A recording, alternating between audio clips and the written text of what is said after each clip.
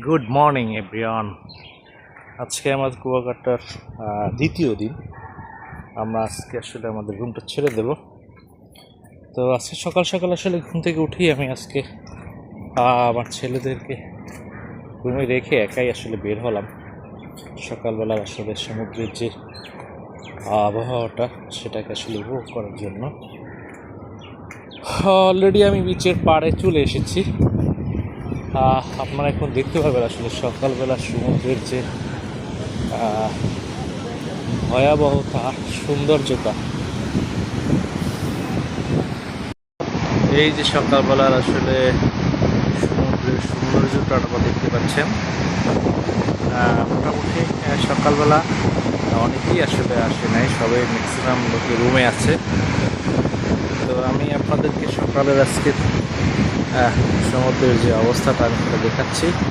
এই যে সারি সারি নৌকাগুলো রাখা আছে, যেগুলো হয়তো রাতে তারা ফিশিং করেছিল। দেখছেন কত সুন্দর ঢেউ।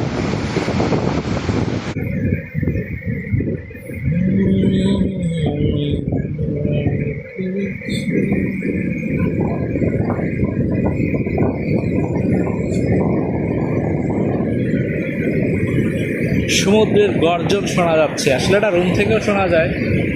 তো আপনাদেরকে জাস্ট কাছ থেকে আমি আপনাদেরকে গর্জনটা শোনালাম। কি সুন্দর।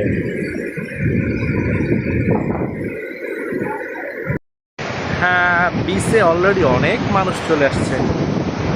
তো আমরা যে প্রান্তে আছি এই প্রান্তে আসলে মানুষের সংখ্যা কম। আমি এখন সামনে যে মূল পয়েন্ট, আমি সেই পয়েন্টে যাচ্ছি। দেখা যাক আসলে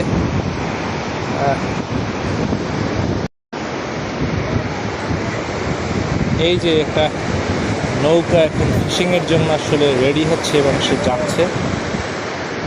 এই নৌকায় আসলে আমরা কিছুক্ষণ পরে সাগরে দেখব তারা আসলে মাছ ধরার জন্য। এই যে আর একটা নৌকা আসলে রেডি হচ্ছে, এটাও নদীতে আসলে সাগরে যাবে, ফিশিংয়ের জন্য আসলে রেডি হচ্ছে। এই যে অলরেডি সাগরে এই ফিশিং বোটগুলো এখন এই যে সাগরে যাবে